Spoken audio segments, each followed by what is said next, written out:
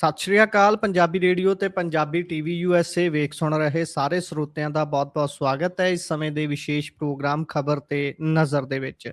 ਇਸ ਪ੍ਰੋਗਰਾਮ ਦੇ ਵਿੱਚ ਦੇਸ਼ ਦੁਨੀਆ ਦੇ ਨਾਲ ਜੁੜੀਆਂ ਹੋਈਆਂ ਅੱਜ ਦੀਆਂ ਅਹਿਮ ਖਬਰਾਂ ਤੇ ਅਸੀਂ ਚਾਨਣਾ ਪਾਈਦਾ, ਨਾਲ ਸਾਥ ਹੁੰਦਾ ਸੀਨੀਅਰ ਪੱਤਰਕਾਰ ਮਿੰਟੂ ਗੁਰੂਸਰੀਆ ਜੀ ਦਾ। ਕਰਦੇ ਹਾਂ ਸਭ ਤੋਂ ਪਹਿਲਾਂ ਉਹਨਾਂ ਦਾ ਪ੍ਰੋਗਰਾਮ ਦੇ ਵਿੱਚ ਨਿੱਘਾ ਸਵਾਗਤ। ਬਹੁਤ-ਬਹੁਤ ਸਵਾਗਤ ਹੈ ਜੀ। ਸਤਿ ਸ਼੍ਰੀ ਅਕਾਲ। ਸ਼ੁਕਰੀਆ ਸਾਰਿਆਂ ਨੂੰ। ਸਤਿ ਸ੍ਰੀ ਅਕਾਲ ਜੀ। ਅੱਜ ਦੇ ਪ੍ਰੋਗਰਾਮ ਦੇ ਸਪਾਂਸਰਸ ਦਾ ਧੰਨਵਾਦ ਕਰਦੇ ਚੱਲੀਏ। ਖਾਲਸਾ ਇੰਸ਼ੋਰੈਂਸ ਲੰਬੇ ਸਮੇਂ ਤੋਂ ਇੰਸ਼ੋਰੈਂਸ ਦੇ ਖੇਤਰ ਦੇ ਵਿੱਚ ਸੇਵਾਵਾਂ ਨਿਭਾ ਰਹੇ ਨੇ। ਤੁਸੀਂ ਵੀ ਸੰਪਰਕ ਕਰ ਸਕਦੇ ਹੋ। ਨੰਬਰ ਹੈ ਜੀ 408 272 2500। ਟਿਰਕਿਆਣਾ ਇਮੀਗ੍ਰੇਸ਼ਨ ਲਾ ਫਰਮ ਜੇ ਟਿਰਕਿਆਣਾ ਹੁਣਾਂ ਨਾਲ ਸੰਪਰਕ ਕਰ ਸਕਦੇ ਹੋ ਕਿਸੇ ਵੀ ਤਰ੍ਹਾਂ ਦੀ ਇਮੀਗ੍ਰੇਸ਼ਨ ਦੇ ਬਾਬਤ ਸਲਾਹ ਮਸ਼ਵਰਾ ਕਰਨ ਦੇ ਲਈ। Krishan Dhanota Yuba City, Baljinder Singh Nijjar Woodland, GN lube ਵਾਲੇ ਟਰੱਕ ਵਾਸ਼ ਕਰਦੇ ਨੇ, ਆਇਲ ਚੇਂਜ ਕਰਦੇ ਨੇ, 에ਅਰ ਬ੍ਰੇਕਸ ਦਾ ਕੰਮ ਤਸੱਲੀ ਬਖਸ਼ ਕਰਦੇ ਨੇ।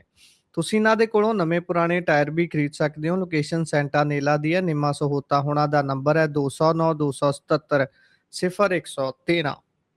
Jaswinder Singh Nagra, Roseville, Avtar Singh Sangha, Yuba City, Baldev Singh Kang, Yuba City. ਬਹੁਤ ਬਹੁਤ ਧੰਨਵਾਦ ਹੈ ਇਹਨਾਂ ਸਾਰੇ ਸਪਾਂਸਰਸ ਦਾ। ਰੁੱਖ ਹੁਣ ਖਬਰਾਂ ਦਾ ਕਰਦੇ ਆ।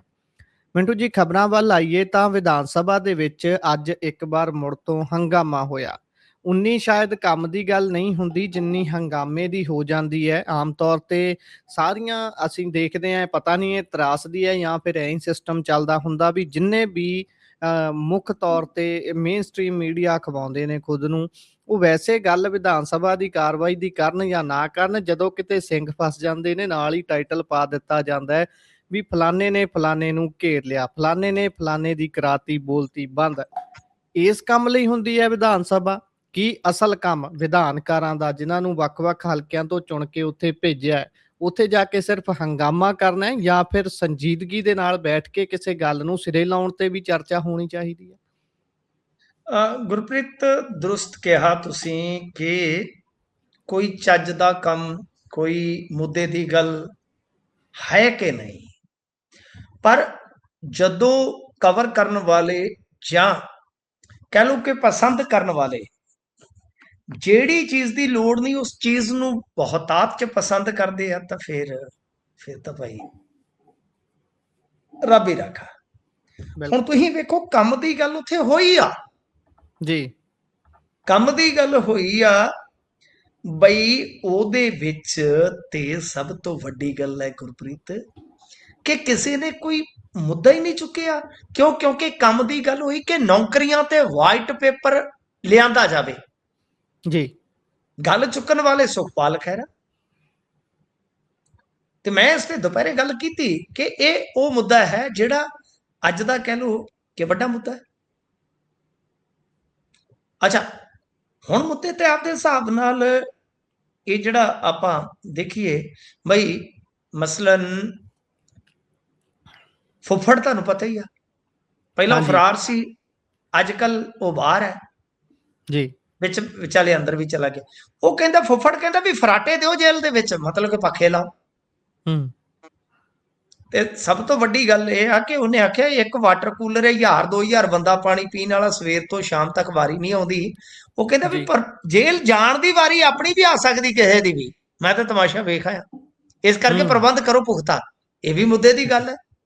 ਬਿਲਕੁਲ, ਇਹ ਵੀ ਮੁੱਦੇ ਦੀ ਗੱਲ ਆ ਕਿ ਭਾਈ ਜੇਲ੍ਹਾਂ ਦਾ ਪ੍ਰਬੰਧ ਤੇ ਆਪ ਦਾ ਜਿਹੜਾ ਹੈ ਨਾ ਉਹ ਠੀਕ ਕਰੋ।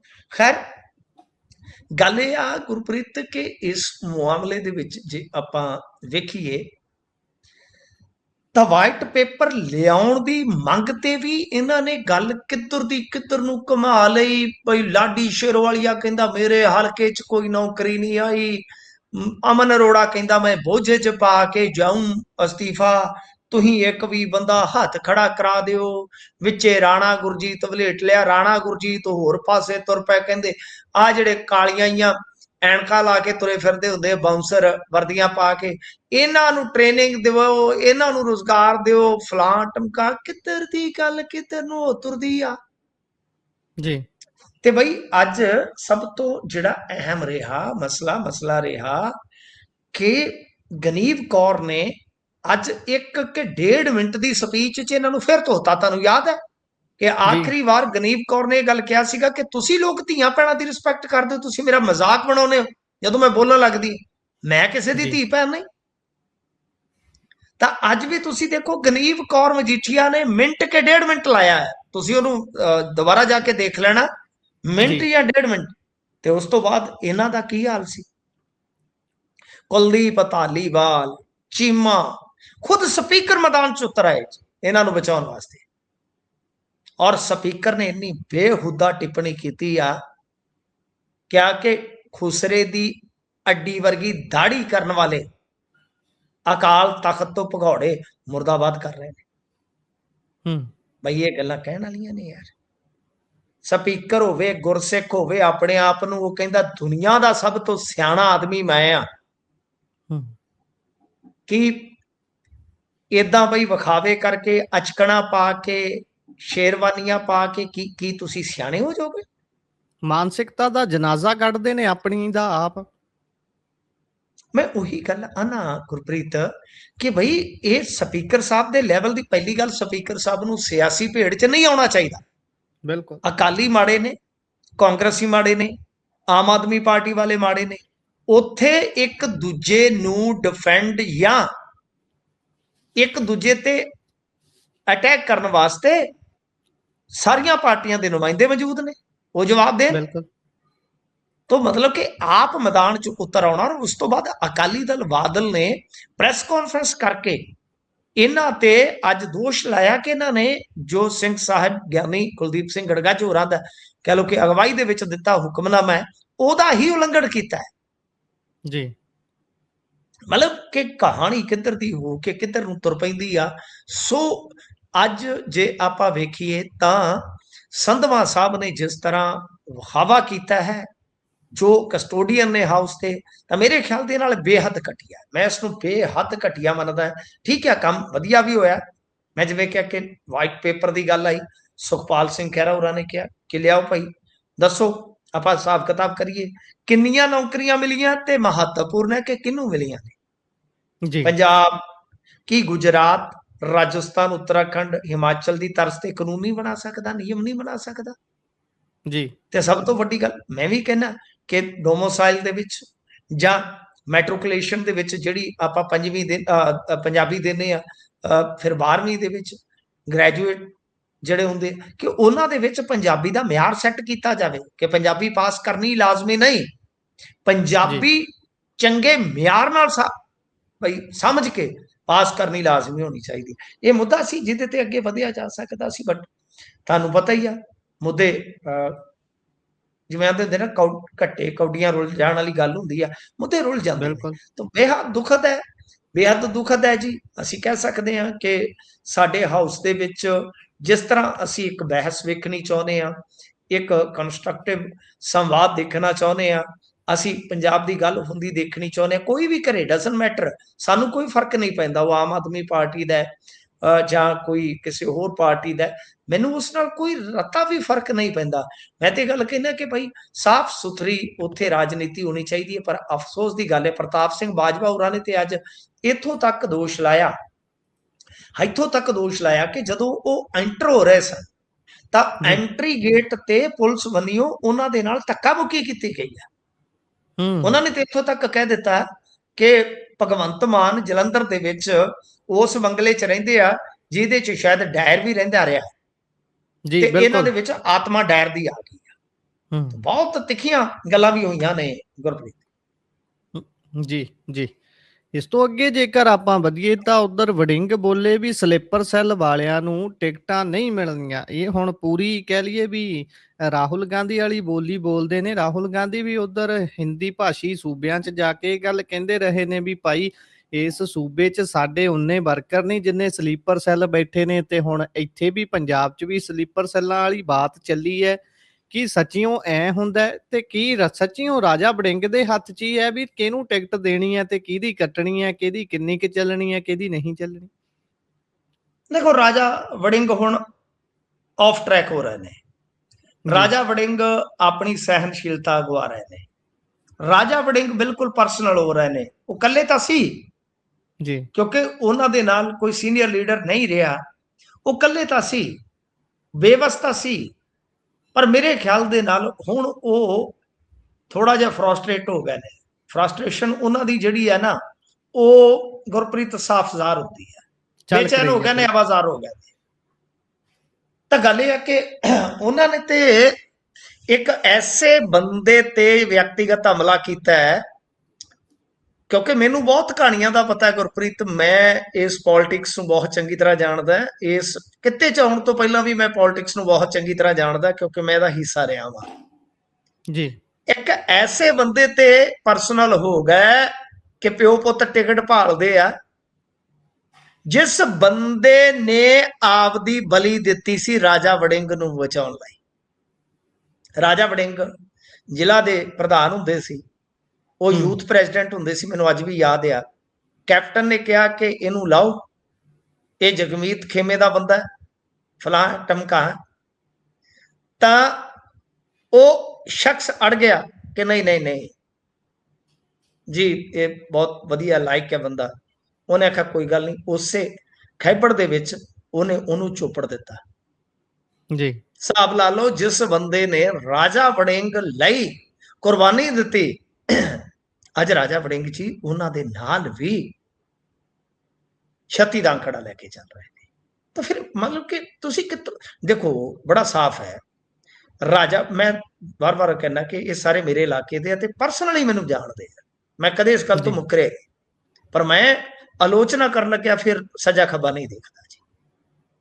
ਇਹ ਵੀ ਇਹ ਸਾਰਾ ਲੀਡਰ ਲਾਣਾ ਜਾਣਦਾ ਹੈ।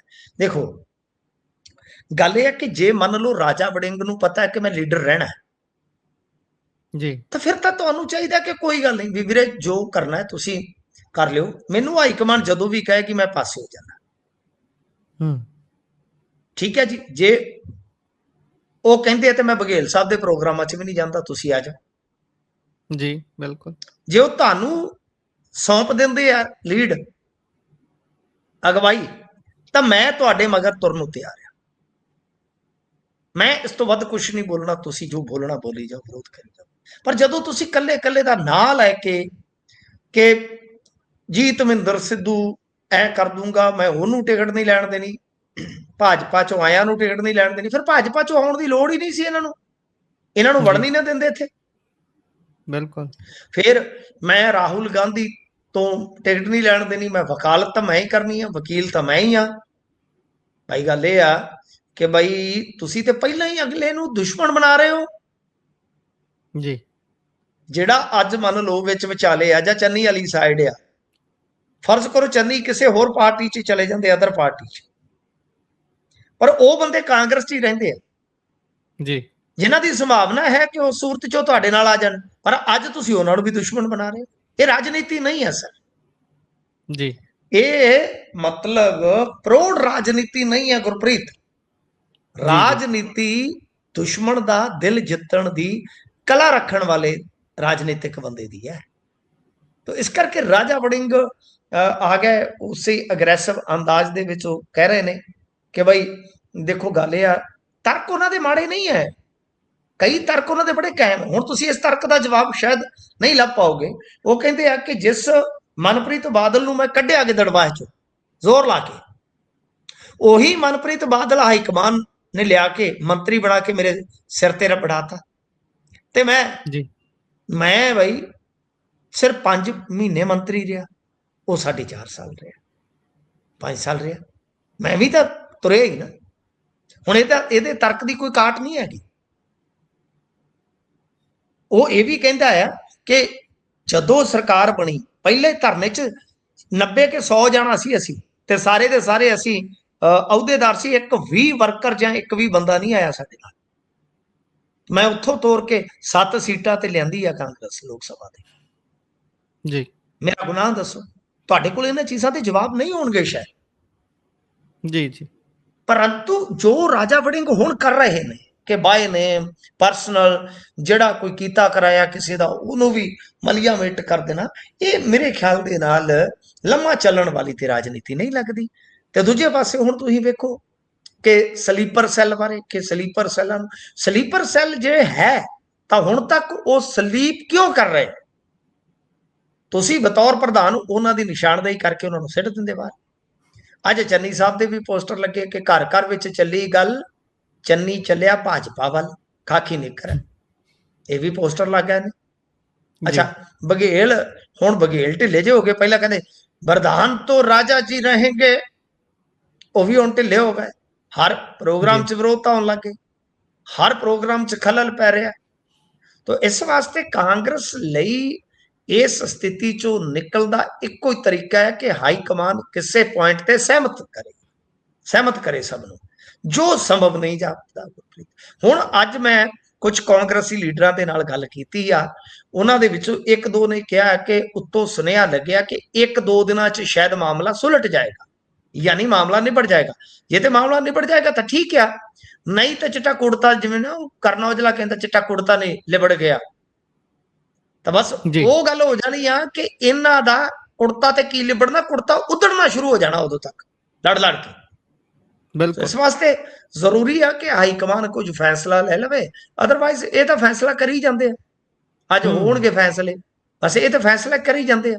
ਤਾਂ ਗੱਲ ਇਹ ਆ ਕਿ ਰਾਜਾ ਵੜਿੰਗ ਕਾਫੀ ਅਗਰੈਸਿਵ ਹੋ ਰਹੇ ਆ, ਪਰ ਮੈਨੂੰ ਲੱਗਦਾ ਕਿ ਉਹ ਕੁਝ ਜ਼ਿਆਦਾ ਕਰ ਰਹੇ ਨੇ, ਰਿਐਕਟ ਕੁਝ ਜ਼ਿਆਦਾ ਕਰ ਰਹੇ ਨੇ। ਉਹਨਾਂ ਨੂੰ ਐਕਟ ਕਰਨਾ ਚਾਹੀਦਾ, ਰਿਐਕਟ ਮੇਰੇ ਖਿਆਲ ਦੇ ਨਾਲ ਉਹਨਾਂ ਵਾਸਤੇ ਮਾੜਾ ਹੀ ਜਾ ਰਿਹਾ। ਜੀ ਇਸ ਤੋਂ ਅੱਗੇ ਜੇਕਰ ਚਲੀਏ ਤਾਂ ਗੱਲ ਭਾਜਪਾ ਦੀ ਵੀ ਨਾਲ ਲੱਗਦੀ ਕਰ ਲੈਂਦੇ ਆ। ਜਿਸ ਸਮੇਂ ਇਹਨਾਂ ਨੂੰ ਪੰਜਾਬ ਦੇ ਲੋਕਾਂ ਦੀ ਨਬਜ਼ ਟੋਣੀ ਚਾਹੀਦੀ ਹੈ, ਬੇਸ਼ੱਕ ਕਾਂਗਰਸ ਹੋਵੇ ਭਾਜਪਾ ਹੋਵੇ, ਕਿਉਂਕਿ ਇਹ ਲੋਚਦੇ ਨੇ ਵੀ ਅਗਲੀ ਸਰਕਾਰ ਸਾਡੀ ਆਵੇ। ਉਸ ਸਮੇਂ ਇੱਕ ਦੂਸਰੇ ਦੇ ਨਾਲ ਖਹਿਬਣ ਚ ਉਲਝਣ ਚ ਹੀ ਇਹ ਲੱਗੇ ਹੋਏ ਨੇ, ਤੇ ਭਾਜਪਾ ਦੇ ਅੰਦਰ ਵੀ ਖਿੱਚੋਤਾਣ ਇਹੀ ਚੱਲੀ ਜਾਂਦੀ ਹੈ। ਹਾਂਜੀ, ਭਾਜਪਾ ਦੇ ਵਿੱਚ ਵੀ ਅੱਜ ਮੈਂ ਦੇਖਿਆ ਕੁਝ ਪਾਟਕ ਨਜ਼ਰ ਆ ਰਹੇ ਨੇ, ਖਾਸ ਤੌਰ ਤੇ ਸੰਗਰੂਰ ਦੇ ਵਿੱਚ ਅੱਜ ਭਾਜਪਾਈ ਇਕੱਤਰ ਹੋਏ ਸਨ, ਜੀ ਕਿਉਂਕਿ ਇਹਨਾਂ ਨੇ ਵੀ ਪਿਛਲੇ ਦਿਨੀ ਤੁਹਾਨੂੰ ਯਾਦ ਹੋਣਾ ਕੁਝ ਪ੍ਰਧਾਨ ਵਗੈਰਾ ਆਪਦੇ ਬਦਲ ਦਿੱਤੇ ਸਨ। ਜੀ ਤੇ ਇੱਥੇ ਸਾਡੇ ਮਲੋਟ ਵੀ ਭਾਜਪਾ ਬੜੇ ਪੁਰਾਣੇ ਬੰਦੇ ਸੀਗੇ ਜੀ, ਸੋਮ ਕਾਲੜਾ ਵਰਗੇ, ਤਾਂ ਉਹ ਟੁੱਟ ਗਏ। ਇੱਥੇ ਵੀ ਭਾਜਪਾ ਟੁੱਟ ਗਈ, ਔਰ ਭਾਜਪਾ ਟੁੱਟ ਕੇ ਇੱਥੇ ਇੱਕ ਵੱਡਾ ਗੁੱਛਾ ਜਿਹੜਾ ਸੀਗਾ ਲੀਡਰਾਂ ਦਾ, ਉਹ ਆਮ ਆਦਮੀ ਪਾਰਟੀ 'ਚ ਚਲਾ ਗਿਆ। ਸੰਗਰੂਰ ਦੇ ਵਿੱਚ ਵੀ ਇਸੇ ਤਰ੍ਹਾਂ ਦਾ ਇੱਕ ਵਿਵਾਦ ਤੇ ਵੇਖਣ ਨੂੰ ਮਿਲ ਰਿਹਾ ਹੈ ਗੁਰਪ੍ਰੀਤ, ਕਿ ਜੋ ਅਦਲਾ ਬਦਲੀ ਹੋ ਰਹੀ ਹੈ ਉਹਦੇ ਚੱਲਦੇ ਆ ਬਈ, ਇਹ ਕਹਿੰਦੇ ਕਿ 13 ਦਿਨਾਂ ਦੇ ਵਿੱਚ ਹੀ ਸਾਡਾ ਜ਼ਿਲ੍ਹਾ ਪ੍ਰਧਾਨ ਹਟਾ ਦਿੱਤਾ ਗਿਆ। ਸੰਗਠਨਾਤਮਕ ਨਿਯੁਕਤੀਆਂ ਨੂੰ ਲੈ ਕੇ ਇਹ ਜਿਹੜਾ ਵਿਵਾਦ ਆ, ਉਹਦੇ ਵਿੱਚ ਕਿਹਾ ਗਿਆ ਕਿ ਇੱਕ ਜ਼ਿਲ੍ਹਾ ਪ੍ਰਧਾਨ ਨੂੰ ਨਿਯੁਕਤੀ ਦੇ ਮਹਿਜ਼ 13 ਦਿਨ ਬਾਅਦ ਹੀ ਅਹੁਦੇ ਤੋਂ ਹਟਾ ਦਿੱਤਾ ਗਿਆ। ਜੀ ਤੇ ਜੋ ਅਹੁਦੇ ਤੋਂ ਹਟਾਏ ਗਏ ਆ ਜ਼ਿਲ੍ਹਾ ਪ੍ਰਧਾਨ ਮਨਿੰਦਰ ਕਪਿਆਲ, ਉਹਨਾਂ ਨੇ ਕਿਹਾ ਕਿ ਉਹਨਾਂ ਨੂੰ ਹਟਾਉਣ ਦਾ ਕਾਰਨ ਪੰਜਾਬ ਭਾਜਪਾ ਪ੍ਰਧਾਨ ਜਾਂ ਸੰਗਠਨ ਮੰਤਰੀ ਸ਼੍ਰੀ ਨਿਵਾਸਲੂ ਹੀ ਦੱਸ ਸਕਦੇ ਆ, ਮੈਨੂੰ ਤਾਂ ਪਤਾ ਹੀ ਨਹੀਂ। ਜੀ ਉਹ ਕਹਿੰਦੇ ਆ ਕਿ ਜਦੋਂ ਉਹਨਾਂ ਨੂੰ ਜ਼ਿਲ੍ਹਾ ਪ੍ਰਧਾਨ ਬਣਾਇਆ ਗਿਆ ਤਦ ਜੋ ਕਾਰਕੁਨ ਸੀ ਜਾਂ ਪਿੰਡੂ ਇਲਾਕੇ ਦੇ ਲੋਕ ਸੀ ਉਹ ਖੁਸ਼ ਸਨ। ਪਿਛਲੇ 12 ਦਿਨਾਂ ਦੇ ਵਿੱਚ ਉਹਨਾਂ ਨੂੰ ਪਾਰਟੀ ਨੇ ਪੂਰਾ ਸਹਿਯੋਗ ਵੀ ਦਿੱਤਾ, ਉਹ ਵੀ ਨਿਸ਼ਠਾ ਦੇ ਨਾਲ ਕੰਮ ਕਰ ਰਹੇ ਸਨ, ਪਰ ਅੱਜ ਤੱਕ ਸਮਝ ਨਹੀਂ ਆਈ ਕਿ ਆਖਰ ਉਹਨਾਂ ਨੇ ਗਲਤੀ ਕੀ ਕੀਤੀ ਹੈ। ਤੇ ਦੂਜੇ ਪਾਸੇ ਜਿਹੜੇ ਕੁਝ ਉਹਨਾਂ ਦੇ ਹੱਕ ਦੇ ਵਿੱਚ ਆਏ ਨੇ, ਉਹ ਕਹਿੰਦੇ ਵੀ ਇਹਨਾਂ ਨੇ ਹਾਸ਼ੀਏ ਤੇ ਧੱਕਣੀ ਹੈ ਪਾਰਟੀ। ਮੈਂ ਕਿਹਾ ਅੱਗੇ ਕਿਹੜਾ ਇੱਕ ਗੋਲਡ ਮੈਡਲ ਜਿੱਤ ਕੇ ਬੈਠੀ ਹੈ ਇੱਥੇ ਪਾਰਟੀ, ਹਾਸ਼ੀਏ ਤੇ ਪਹਿਲਾਂ ਪਈ ਆ, ਹੋਰ ਕੀ ਆ। ਤਾਂ ਖੈਰ ਗੱਲ ਇਹ ਆ ਕਿ ਜਤਿੰਦਰ ਕਾਲੜਾ ਪੁਰਾਣੇ ਬੰਦੇ ਆ ਇਹਨਾਂ ਦੇ, ਉਹ ਕਹਿੰਦੇ ਕਿ ਕਿਸੇ ਵੀ ਜ਼ਿਲ੍ਹਾ ਪ੍ਰਧਾਨ ਨੂੰ ਜੇ ਅਹੁਦੇ ਤੋਂ ਹਟਾਉਣਾ ਹੋਵੇ ਤੇ ਇੱਕ ਪ੍ਰੋਸੀਜਰ ਹੈ ਜਿਸ ਨੂੰ ਫੋਲੋ ਕੀਤਾ ਜਾਂਦਾ ਹੈ, ਤੇ ਜਿਹਦੇ ਵਿੱਚ ਕਰੀਬ 2 ਮਹੀਨੇ ਦਾ ਸਮਾਂ ਲੱਗਦਾ ਹੈ। ਤੇ ਜੀ ਇਹਨਾਂ ਨੇ ਕੀ ਕੀਤਾ ਹੈ ਕਿ ਸੰਗਠਨ ਮੰਤਰੀ ਬਿਨਾਂ ਇਸ ਨਿਯਮ ਦੀ ਪਾਲਣਾ ਕੀਤਿਆਂ 6 ਜ਼ਿਲ੍ਹਾ ਪ੍ਰਧਾਨਾਂ ਨੂੰ ਹਟਾ ਦਿੰਦੇ ਨੇ ਯਕਦਮ। ਕਹਿੰਦੇ ਜੀ ਕਿ ਅਸੀਂ ਹੁਣ ਕੇਂਦਰੀ ਲੀਡਰਸ਼ਿਪ ਦੇ ਕੋਲ ਇਹ ਮੁੱਦਾ ਚੁੱਕਾਂਗੇ। ਕੇਂਦਰੀ ਲੀਡਰਸ਼ਿਪ ਕਿਹੜੀ? ਉਹਦੇ ਆਪ ਲੀਡਰਸ਼ਿਪ ਜਿਹੜੀ ਹੈ, ਤੁਹਾਨੂੰ ਪਤਾ ਕੇਂਦਰੀ ਜਿਹੜੀ ਹੈ ਉਹਦੇ ਆਪ ਕੇਂਦਰ ਦੇ ਵਿੱਚ ਫਸੀ ਹੋਈ ਆ, ਕੀ ਕਰੋਗੇ। ਜੀ ਖੈਰ ਅੱਗੇ ਵੀ ਜੇ ਤੁਸੀਂ ਦੇਖੋਗੇ ਇਹਨਾਂ ਦੇ ਬਹੁਤ ਵੱਡੇ ਨੇਤਾ ਸਨ, ਗਰੇਵਾਲ, ਹਰਜੀਤ ਗਰੇਵਾਲ ਨਹੀਂ, ਉਹਨਾਂ ਦਾ ਨਾਮ SS ਗਰੇਵਾਲ ਹੈ। ਜੀ ਬਹੁਤ ਪੁਰਾਣੇ ਨੇਤਾ, ਈਵਨ ਦੈਟ ਨਰਿੰਦਰ ਮੋਦੀ ਦੇ ਨਾਲ ਇੱਕ ਟਿਫਨ ਚ ਰੋਟੀ ਖਾਣ ਵਾਲੇ ਜੀ ਗਰੇਵਾਲ। ਮੇਰੀ ਖੁਦ ਇੱਕ ਵਾਰੀ ਉਹਨਾਂ ਦੇ ਨਾਲ ਗੱਲਬਾਤ ਹੋਈ ਸੀਗੀ, ਉਦੋਂ ਮੈਂ ਰਿਪੋਰਟਿੰਗ ਕਰਦਾ ਸੀਗਾ, ਤਾਂ ਉਹਨਾਂ ਨੇ ਬਹੁਤ ਗੱਲਾਂ ਸੁਣਾਈਆਂ ਸਨ, ਬਹੁਤ ਗੱਲਾਂ, ਕਿ ਬਈ ਜ਼ਿਆਦਾ ਮਤਲਬ ਕਿ ਠੀਕ ਹੈ ਘਰੋਂ ਸੈੱਟ ਸਨ। ਗਰੇਵਾਲ ਤੁਹਾਨੂੰ ਪਤਾ ਹੀ ਹੈ ਲੁਧਿਆਣੇ ਦੇ ਬਈ ਸ਼ੁਰੂ ਤੋਂ, ਤਾਂ ਉਹ ਕਹਿੰਦੇ ਵੀ ਮਤਲਬ ਮੇਰਾ ਖਰਚਾ ਵਰਚਾ ਚੱਲਦਾ ਸੀਗਾ ਉਸ ਜੀ ਟਾਈਮ ਤੋਂ। ਯਾਨੀ ਹਿਸਾਬ ਲਾ ਲਓ ਜਦੋਂ ਤੋਂ ਨਰਿੰਦਰ ਮੋਦੀ ਪ੍ਰਚਾਰਕ ਸਨ, ਉਸ ਤੋਂ ਵੀ ਪਿੱਛੇ, ਜੀ ਉਦੋਂ ਤੋਂ ਪਿੱਛੇ। ਤਾਂ ਉਹਨਾਂ ਨੇ ਇਹਨਾਂ ਚੀਜ਼ਾਂ ਦੇ ਕਰਕੇ ਉਹ ਕਹਿੰਦੇ ਕਿ ਮਿੰਟੂ ਹੁਣ ਪਿੱਛੇ ਜੇ ਫਿਰ ਮੇਰੀ ਗੱਲ ਹੋਈ ਕਿ ਯਾਰ ਹੁਣ ਬਸ ਵਸੋਂ ਬਾਹਰ ਆ ਰਾਜਨੀਤੀ, ਚੁੱਪ ਕਰਕੇ ਬਹਿ ਜਾਓ। ਤਾਂ ਉਹ ਵੀ ਭਾਜਪਾ ਤੋਂ ਲਾਂਭੇ ਹੋ ਗਏ ਨੇ। ਜੀ ਮਤਲਬ ਕਿ ਜਿਹੜੇ ਬੰਦਿਆਂ ਨੇ ਭਾਜਪਾ ਲਈ ਉਦੋਂ ਕੰਮ ਕੀਤਾ ਜਦੋਂ ਭਾਜਪਾ ਬਿਲਕੁਲ ਅਕਾਲੀਆਂ ਦੇ ਪਰਛਾਵੇਂ ਹੇਠੀ ਤੁਰਦੀ ਸੀ। ਹੂੰ ਇਸ ਕਰਕੇ ਕਿਤੇ ਨਾ ਕਿਤੇ ਆਪਾਂ ਕਹਿ ਲਈਏ ਕਿ ਇਹ ਪਾਰਟੀ ਵੀ ਜਿਹੜੀ ਹੈ ਨਾ, ਉਹ ਇੰਨੀ ਜ਼ਿਆਦਾ ਸੈਂਟਰਲਾਈਜ਼ਡ ਆ ਕਿ ਇੱਥੋਂ ਦੇ ਲੀਡਰਾਂ ਦੇ ਪੱਲੇ ਹੀ ਕੁਛ ਨਹੀਂ ਹੈਗਾ। ਇਹ ਵੀ ਜ਼ਿਆਦਾ ਕੋਈ ਹਿਲਜੁਲ ਨਹੀਂ ਕਰ ਸਕਦੇ। ਸੋ ਇਸ ਵਾਸਤੇ ਹੁਣ ਇਹੀ ਦੇਖਣਾ ਹੋਏਗਾ ਕਿ ਭਾਜਪਾ ਜਿਹੜੀ ਕਿ ਜਦੋਜਹਿਦ ਕਰਦੀ ਆ, ਉਹਨਾਂ ਨੂੰ ਮਤਲਬ ਕਿ ਉਸ ਜਦੋਜਹਿਦ ਦੇ ਵਿੱਚੋਂ ਕੋਈ ਫਾਇਦਾ ਮਿਲਦਾ ਹੈ ਕਿ ਨਹੀਂ ਗਾਂ ਜਾ ਕੇ। ਬਿਲਕੁਲ। ਇਸ ਤੋਂ ਅੱਗੇ ਵਧੀਏ ਤਾਂ ਪੰਜਾਬ ਸਰਕਾਰ ਦੇ ਵੱਲੋਂ ਉਦਯੋਗਪਤੀਆਂ ਨੂੰ ਝਟਕਾ ਦਿੱਤਾ ਗਿਆ ਹੈ, ਉਹ ਵੀ ਇਹੋ ਜਿਹੇ ਕਸੂਤੇ ਸਮੇਂ ਦੇ ਵਿੱਚ ਜਦੋਂ ਚੋਣਾਂ ਸਿਰ ਤੇ ਖੜੀਆਂ ਹੋਣ ਤੇ ਉਦਯੋਗਪਤੀਆਂ ਨੂੰ ਝਟਕਾ ਦੇਣਾ ਇਹ ਹਜ਼ਮ ਹੋਣ ਤੋਂ ਹੋਣ ਵਾਲੀ ਗੱਲ ਹੈ ਨਹੀਂ। ਪਾਇਓ ਜ਼ਰਾ ਚਾਨਣਾ। ਦੇਖੋ ਗੱਲ ਇਹ ਆ ਕਿ ਜਦੋਂ ਆਂਦੇ ਹੁੰਦੇ ਨਾ, ਘਸੁੰਨ ਮਾਰਦਾ ਨਾ ਲੱਤ ਮਾਰਦਾ, ਉਹ ਜਦੋਂ ਵੀ ਮਾਰਦਾ ਤੇ ਬੰਦੇ ਦੀ ਮੱਤ ਮਾਰਦਾ। ਮੱਤ ਜਦੋਂ ਮਾਰਦਾ। ਮੱਤ ਮਾਰੀ ਜਾਵੇ ਤੇ ਫਿਰ ਇਹੋ ਜਿਹੇ ਫੈਸਲੇ ਵੀ ਹੋ ਜਾਂਦੇ ਆ ਗੁਰਪ੍ਰੀਤ, ਕੋਈ ਵੱਡੀ ਗੱਲ ਨਹੀਂ ਹੈਗੀ, ਇਹੋ ਜਿਹੇ ਮੌਕਿਆਂ ਤੇ ਵੀ ਹੋ ਜਾਂਦੇ ਆ। ਤੇ ਅਸਲ ਦੇ ਵਿੱਚ ਨਾ ਇਹਨਾਂ ਦੇ ਫੈਸਲਿਆਂ ਦਾ ਤੁਹਾਨੂੰ ਪਤਾ ਹੀ ਆ, ਇਹਨਾਂ ਨੇ ਹੁਣ ਵੇਖ ਲਓ ਮੁਲਾਜ਼ਮਾਂ ਦੇ ਖਿਲਾਫ ਵੀ ਸੁਪਰੀਮ ਕੋਰਟ 'ਚ ਚਲੇ ਜਾਣਾ। ਜੀ ਉਹ ਵੀ ਤੇ ਕੋਈ ਫੈਸਲਾ, ਫਿਰ ਉਹ ਕਿਹੜਾ ਛੋਟਾ ਫੈਸਲਾ ਹੋਏਗਾ। ਇਹਨਾਂ ਨੇ ਬਿਲਕੁਲ। ਸਕੂਲਾਂ ਤੇ ਲਿਆਂਦਾ ਆਰਡੀਨੈਂਸ, ਤੇ ਉਹਦੇ 'ਚ ਵੀ ਉਹ ਜਿਹੜੀ ਫੀਸ ਵਾਲੇ ਵਾਧੇ ਦੀ ਤੇ ਵਾਪਸੀ ਦੀ ਜਿਹੜੀ ਮੱਦ ਸੀ ਉਹ ਕੱਟੀ ਗਈ, ਸਟੇ ਹੋ ਗਿਆ। ਉਹ ਕਹਿਣ ਦਾ ਮਤਲਬ ਹੈ ਕਿ ਇਦਾਂ ਦੇ ਕੰਮ ਕਰਦੇ ਆ। ਸੋ ਇਹਨਾਂ ਨੇ ਹੁਣ ਕੀ ਕੀਤਾ ਹੈ ਕਿ ਮੇਨਟੇਨੈਂਸ ਚਾਰਜ ਜਿਹੜਾ ਹੈ ਉਹ ਵਸੂਲੀ ਕਹਿੰਦੇ ਕਿ ਬਿਜਲੀ ਬਿੱਲ ਦੇ ਨਾਲ ਕਰੇ। ਜੇਕਰ ਕਿਸੇ ਫੈਕਟਰੀ ਜਾਂ ਉਦਯੋਗਿਕ ਇਕਾਈ ਨੇ ਮੇਨਟੇਨੈਂਸ ਚਾਰਜ ਨਾ ਭਰਿਆ ਤਾਂ ਉਹਦਾ ਬਿਜਲੀ ਕਨੈਕਸ਼ਨ ਵੀ ਕੱਟਿਆ ਜਾ ਸਕਦਾ ਹੈ।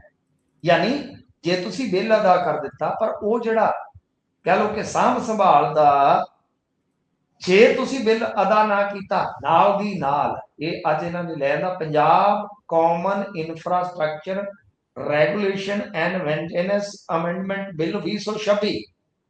ਠੀਕ ਹੈ ਜੀ। ਤੇ ਇਹਦੇ ਵਿੱਚ ਇਹਨਾਂ ਨੇ ਕੀ ਕੀਤਾ ਹੈ ਕਿ ਸੜਕਾਂ, ਸਟਰੀਟ ਲਾਈਟ ਸੁਰੱਖਿਆ, ਡਰੇਨਸ ਤੇ ਕਚਰਾ ਪ੍ਰਬੰਧ ਜੈਸੀਆਂ ਜੋ ਵੀ ਇਹ ਹੁੰਦੀਆਂ ਨੇ ਚੀਜ਼ਾਂ, ਉਹਨਾਂ ਦੇ ਲਈ ਇਹ ਫੰਡ ਜਟਾਉਂਦੇ ਆ। ਉਹਦੇ ਵਾਸਤੇ ਇਹਨਾਂ ਨੇ ਇਹ ਕਿਹਾ ਹੈ ਕਿ ਬਿਜਲੀ ਬਿੱਲ ਦੇ ਨਾਲ ਇਹ ਵਸੂਲਿਆ ਜਾਏਗਾ। ਛੋਟੇ, ਮੱਧਮ ਤੇ ਵੱਡੇ ਉਦਯੋਗਾਂ ਦੇ ਲਈ ਅੱਡ-ਅੱਡ ਸਰਵਿਸ ਚਾਰਜ ਜਿਹੜੇ ਤੈਅ ਕੀਤੇ ਜਾਣਗੇ। ਵਸੂਲੀ ਗਈ ਰਕਮ ਦਾ 90% ਸੰਬੰਧਿਤ ਇੰਡਸਟਰੀਅਲ ਏਰੀਆ ਦੇ ਵਿੱਚ SPV ਨੂੰ ਮਿਲੇਗਾ, 10% ਸਰਕਾਰੀ ਏਜੰਸੀਆਂ ਨੂੰ।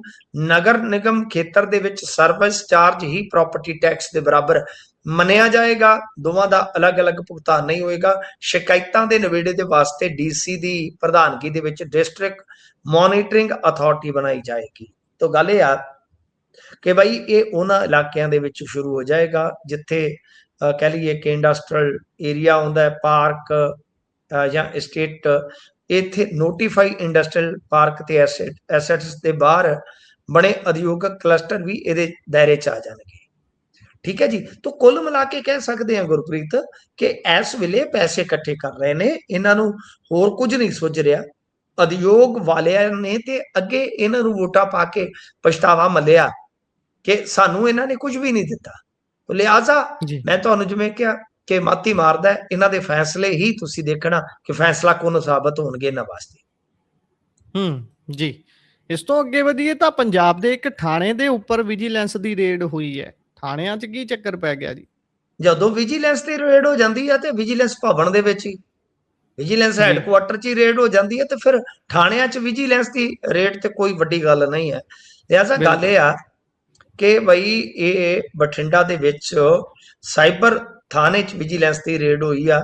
ਦਰਅਸਲ ਕੀ ਹੈ ਕਿ ਮੋਹਾਲੀ ਦੀ ਵਿਜੀਲੈਂਸ ਫਲਾਈਂਗ ਸਕੁਐਡ ਨੇ ਬੁੱਧਵਾਰ ਨੂੰ ਬਠਿੰਡਾ ਦੇ ਸਾਈਬਰ ਕ੍ਰਾਈਮ ਪੁਲਿਸ ਸਟੇਸ਼ਨ ਤੇ ਛਾਪਾ ਮਾਰ ਕੇ 1 ਲੱਖ ਰੁਪਏ ਦੀ ਰਿਸ਼ਵਤ ਲੈਣ ਵਾਲੇ ASI ਤੇ SHO ਦੇ ਰੀਡਰ ਨੂੰ ਗ੍ਰਿਫਤਾਰ ਕੀਤਾ। ਇਹਨਾਂ ਦੋਨਾਂ ਤੇ ਦੋਸ਼ ਹੈ ਕਿ ਇਹਨਾਂ ਨੇ ਨੌਜਵਾਨ ਨੂੰ ਗ੍ਰਿਫਤਾਰੀ ਤੋਂ ਬਚਾਉਣ ਵਾਸਤੇ ਉਹਦੇ ਪਰਿਵਾਰ ਤੋਂ ਰਿਸ਼ਵਤ ਮੰਗੀ ਸੀ। ਪਰਿਵਾਰ ਦੇ ਮੁਤਾਬਕ ਨੌਜਵਾਨ ਦੇ ਖਿਲਾਫ ਇੱਕ ਲੜਕੀ ਦੀ ਅਸ਼ਲੀਲ ਫੋਟੋ ਸੋਸ਼ਲ ਮੀਡੀਆ ਤੇ ਵਾਇਰਲ ਕਰਨ ਦਾ ਕੇਸ ਦਰਜ ਹੋਇਆ ਸੀ ਤੇ ਇਸੇ ਕੇਸ ਦੇ ਸਿਲਸਿਲੇ 'ਚ ਇਹ ਜਿਹੜੀ ਡਿਮਾਂਡ ਹੋਈ ਆ ਤੇ ਉਸ ਡਿਮਾਂਡ ਦੀ ਫਿਰ ਸ਼ਿਕਾਇਤ ਹੁੰਦੀ ਆ।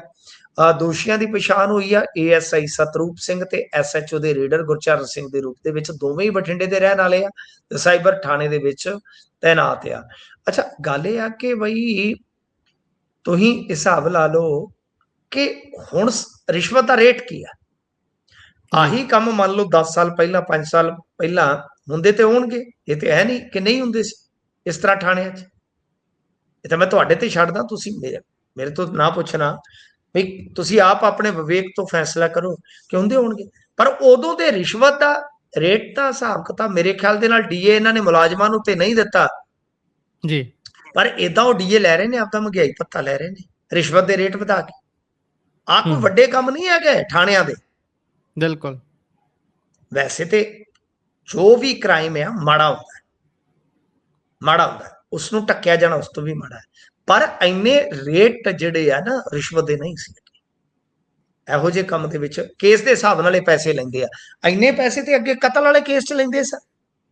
ਤੇ ਮੈਂ 3 ਸਾਲ ਪਹਿਲਾਂ 4 ਸਾਲ ਪਹਿਲਾਂ ਕਿਹਾ, ਮੇਰੀ ਨਜ਼ਰ ਦੇ ਵਿੱਚ ਇੱਕ ਖੁਦਕੁਸ਼ੀ ਕੇਸ ਦਾ ਮਾਮਲਾ ਆਇਆ ਜਿਹਦੇ ਵਿੱਚ ਇੱਕ ਆਹੀ ਜਿਹੜਾ ਥਾਣੇਦਾਰ ਕਹਿ ਲਓ, ਸਬ ਇੰਸਪੈਕਟਰ ਪੱਧਰ ਦਾ ਬੰਦਾ, ਉਹ ਇੱਕ ਘਰ ਤੋਂ 4 ਲੱਖ ਰੁਪਈਆ ਲੈ ਗਿਆ ਪਹਿਲਾਂ। ਜਦੋਂ ਉਹਨੇ ਫੇਰ ਖਹਿੜਾ ਨਹੀਂ ਛੱਡਿਆ ਤੇ ਮੈਂ ਉਹਨਾਂ ਨੂੰ ਕਿਹਾ ਕਿ ਹੁਣ ਭਾਈ ਤੁਸੀਂ ਥੋੜਾ ਜਿਹਾ ਕਾੜੇ ਹੋਵੋ।